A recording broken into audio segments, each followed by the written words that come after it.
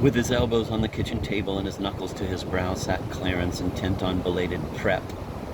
Even an eyewitness of disaster may pall if he repeat his story too often.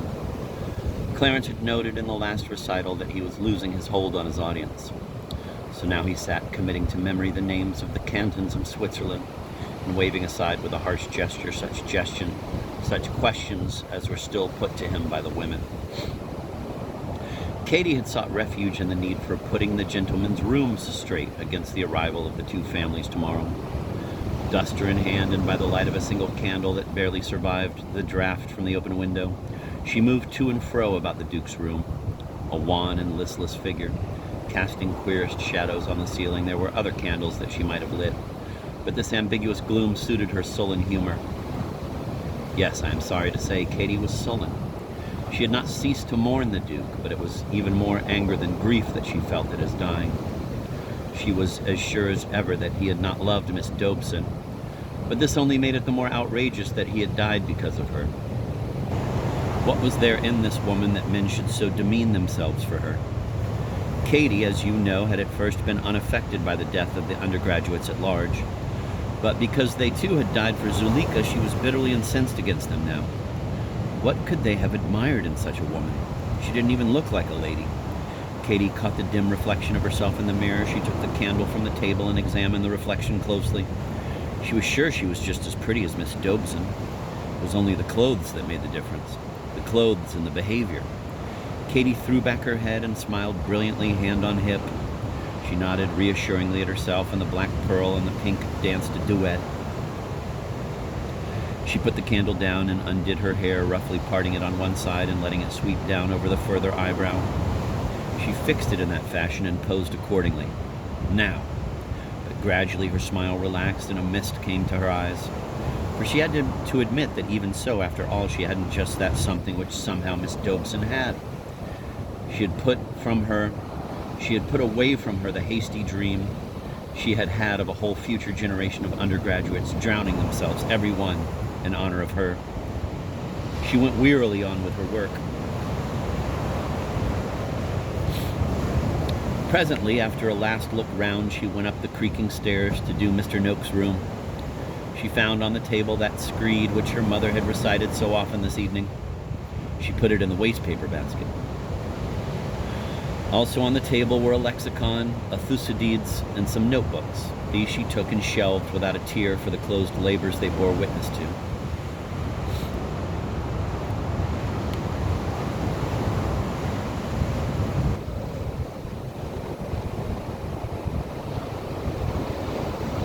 The next disorder that met her eye was one that gave her pause, seemed indeed to transfix her. Mr. Noakes had never, since he came to lodge here, possessed more than one pair of boots. This fact had been for her a lasting source of annoyance, for it meant that she had to polish Mr. Noakes' boots always in the early morning, when there were so many other things to be done instead of choosing her own time. Her annoyance had been all the keener because Mr. Noakes' boots more than made up in size for what they lacked in number. Either of them singly took more time and polish than any other pair imaginable. She would have recognized them at a glance anywhere. Even so, now it was at a glance that she recognized the toes of them protruding from beneath the window curtain. She dismissed the theory that Mr. Noakes might have gone utterly unshod to the river. She scouted the hypothesis that his ghost could be shod thus. By process of elimination, she arrived at the truth. "Mr. Noakes," she said quietly, "come out of there."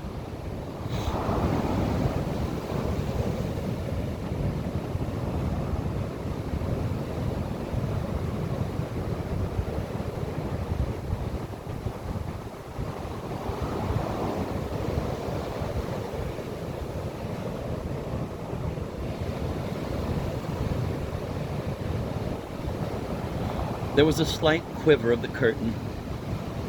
No more. Katie repeated her words. There was a pause, then a convulsion of the curtain. Noakes stood forth. Always, in polishing his boots, Katie had found herself thinking of him as a man of prodigious stature. Well, though she knew him to be quite tiny. Even so now, at recognition of his boots, she had fixed her eyes to meet his, when he should emerge a full yard too high. With a sharp drop, she focused him. By what right, he asked, do you come prying about my room? This was a stroke so unexpected that it left Katie mute. It equally surprised Noakes, who had been about to throw himself on his knees and implore this girl not to betray him. He was quick, though, to clinch his advantage. This, he said, is the first time I have caught you. Let it be the last. Was this the little man she had so long despised and so superciliously served? His very smallness gave him an air of concentrated force.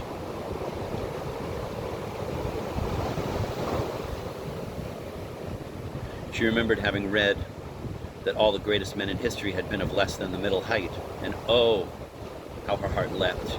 Here was the one man who had scorned to die for Miss Dobson. He alone had held out against the folly of his fellows. Sole and splendid survivor, he stood rock-footed before her, and impulsively she abased herself, kneeling at his feet, as at the great double altar of some dark new faith.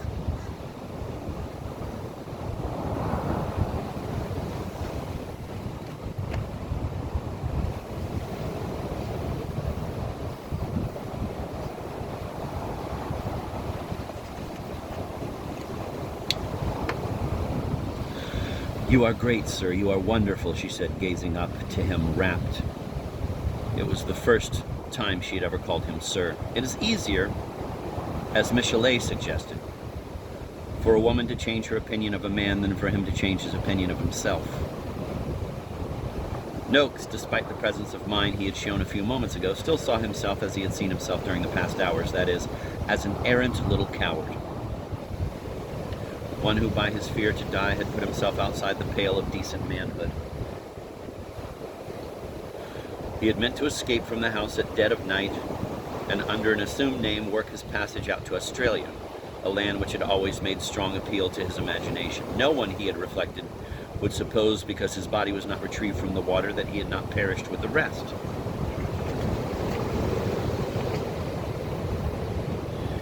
And he had looked to Australia to make a man of him yet. In Encounter Bay, perhaps, or in the Gulf of Carpentaria, he might yet end nobly.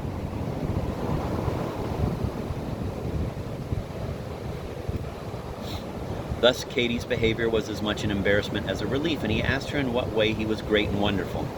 Modest, like all heroes, she cried out, and still kneeling, proceeded to sing his praises with a so infectious fervor that Noakes did begin to feel he had done a fine thing in not dying. After all, was it not moral cowardice as much as love that had tempted him to die?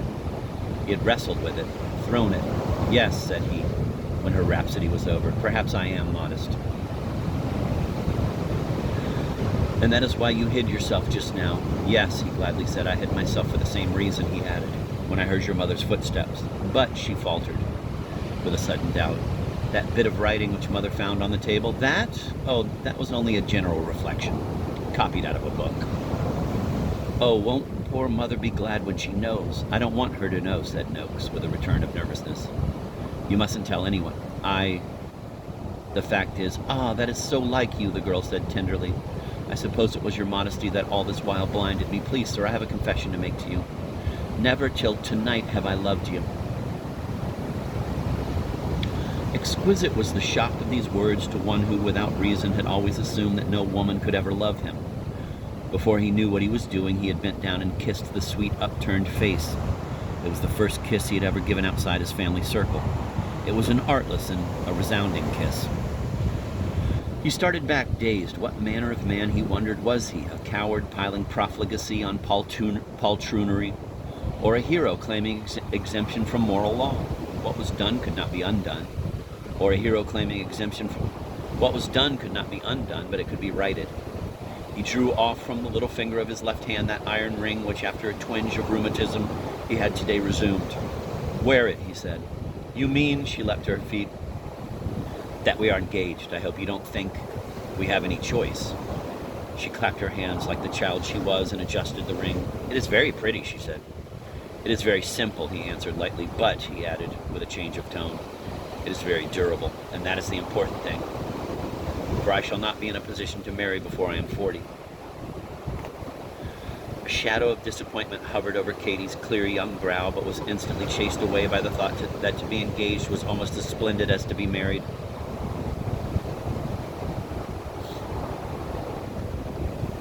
Recently, said her lover, I meditated leaving Oxford for Australia, but now that you have come into my life, I am compelled to drop that notion and to carve out the career I had first set for myself.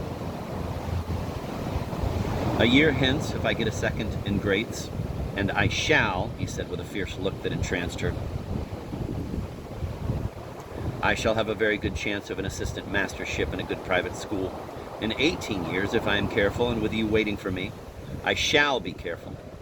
My savings will enable me to start a small school of my own and to take a wife. Even then, it would be more prudent to wait another 5 years, no doubt. But there was always a streak of madness in the Noakses. I say prudence to the winds. Ah, don't say that, exclaimed Katie, laying a hand on his sleeve. You are right. Never hesitate to curb me. And, he said, touching the ring, an idea has just occurred to me. When the time comes, let this be the wedding ring.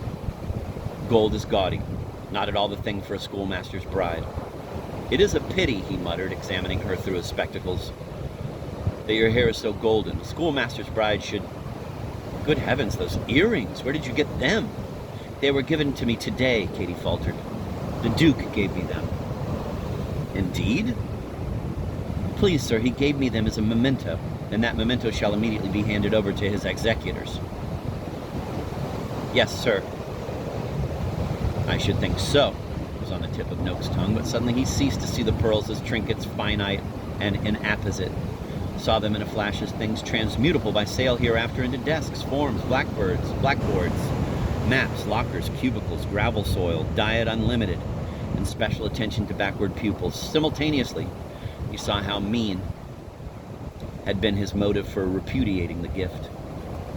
What more despicable than jealousy of a man deceased? What sillier than to cast pearls before executors? Sped by nothing but the pulse of his hot youth, he had wooed and won this girl. Why flinch from her unsought dowry? He told her his vision. Her eyes opened wide to it. And oh, she cried, then we can be married as soon as you take your degree. He bade her not to be so foolish. Who ever heard of a headmaster aged 23? What parent or guardian would trust a stripling? The engagement must run its course. And, he said, fidgeting, do you know that I have hardly done any reading today?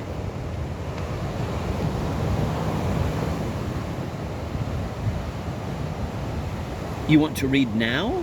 Tonight? I must put in a good 2 hours. Where are the books that were on my table? Reverently, he was indeed a king of men. He took the books down from the shelf and placed them where she had found them.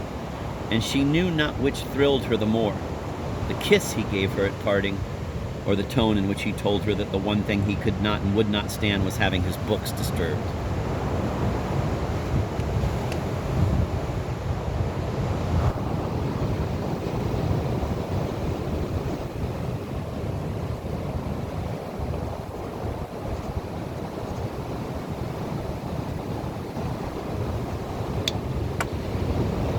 Still less than before attuned to the lugubrious session downstairs, she went straight up to her attic and did a little dance there in the dark. She threw open the lattice of the dormer window and leaned out, smiling, throbbing. The emperors, gazing up, saw her happy and wondered, saw Noakes's ring on her finger, and would fain have shaken their gray heads.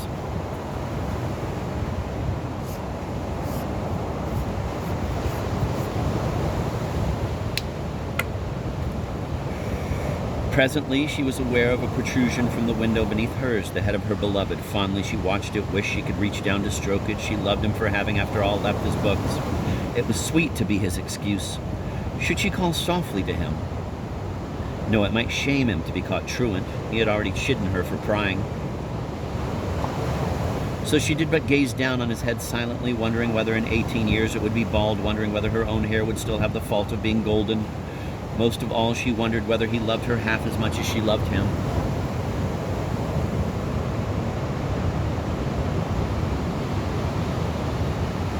This happened to be precisely what he himself was wondering. Not that he wished himself free. He was one of those in whom the will does not, except under very great pressure, oppose the conscience. What pressure here? Miss Batch was a superior girl. She would grace any station in life. He had always been rather in awe of her. It was a fine thing to be suddenly loved by her. to be in a position to overrule her every whim. Plighting his troth, he had feared she would be an encumbrance, only to find she was a lever.